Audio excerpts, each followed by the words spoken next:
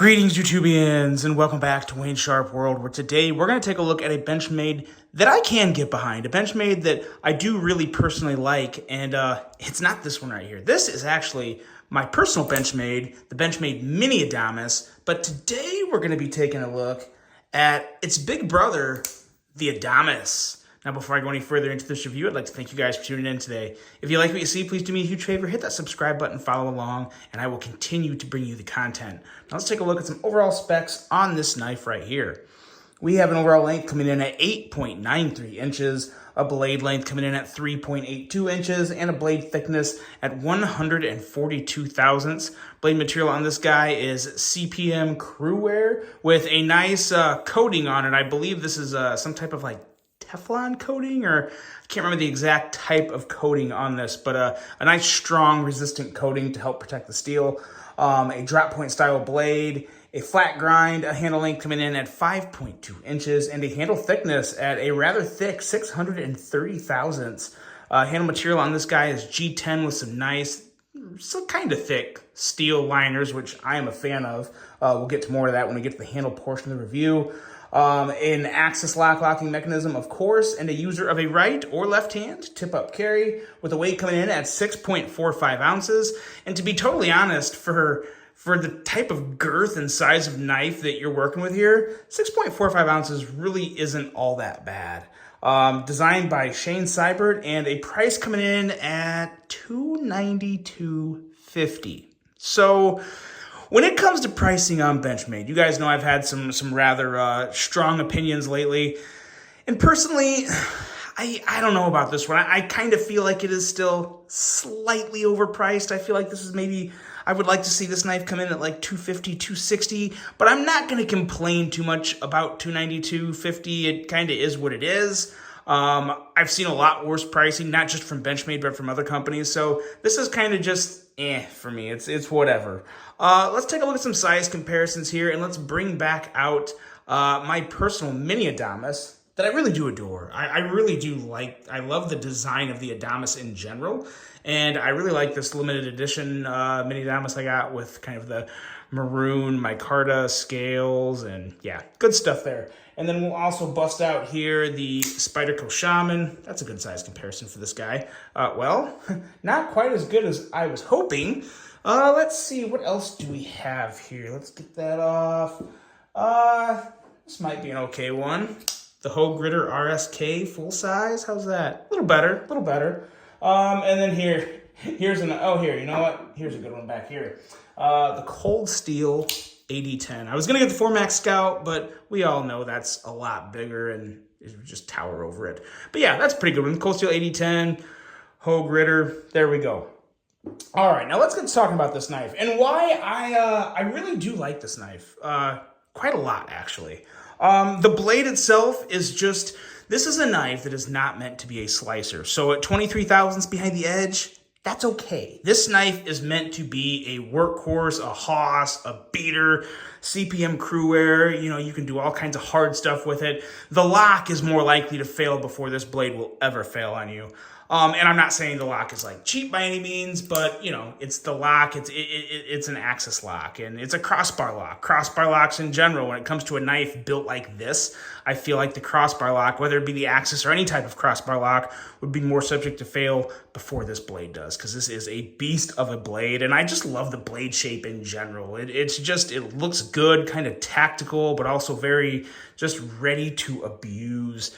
Nice, strong, thick tip. Pretty nice edge on this guy. At 23 thousandths isn't super thin, but it still cuts through paper just fine. And yeah, just really, really nice blade. The one thing I don't like about the blade is the same problem I have with my personal Adamas, and that's these thumb studs. I truly, while they're really not too bad on my mini Adamas, they're a little better, but they're not good on this regular Adamas. They do work. I hate the way they feel. You know, as you can see, I'm flipping this out very easy, and this is very smooth. But yeah, I don't like the way they feel at the end. There's not enough. I wish it was just a regular thumb stud that was black. I think that would work a lot better, and feel a lot better. They're not like hot spots. They feel like pushing out a cone almost. Definitely not my favorite thumb studs. Actually, my least favorite thumb studs. But yeah, the rest of the blade is just good to go. Tough workhorse, nice jimping up here. And the jimping really will just carry on into the handle because the jimping, there's a little on this blade, but a lot of it is on the handle here, and a nice, generous amount of jimping. And I tell you what, this is just what you need for a heavy-duty job. The handle in general is also very comfortable. It's just, I have no issues with it. There's nothing poking me. There's nothing sharp or in the wrong spot. It just fills my hand very well. Nice thickness, and you have an incredibly strong handle. I mean, an absolutely incredibly strong handle with this G10 and stainless steel in general. I think it's probably stainless steel, but steel in general. Just a very, very strong knife with a lot of support areas throughout the knife. It's just, yeah, definitely made to use hard, and I think you could use this for just about anything you do in terms of a profession. If you could use a folding knife, this would definitely be a good option to really, really put to work. The clip is actually really nice. I've always liked Benchmade's clip. You know, I don't mind the butterfly. It's always good. The only issue I may ever have with the Benchmade clip is I'd like to see the smaller one instead of the big one, but the big one is perfect on this guy. It's fantastic. So great handle, great clip, great blade. Action's very smooth. You know, it's the one drawback to this knife that I think a lot of people may not like. But I also think it's kind of like a false thought people have that it's something that needs to be like debunked, because it's not the biggest issue. You know, if you have a big blade and a crossbar style lock or an axis lock or whatever type of crossbar lock, a big heavy blade, unless you have really strong springs, and this does not feel like it has any stronger springs, I'm willing to bet these may just be the same springs, the same strength springs, because they definitely don't feel any stronger than any other Benchmade.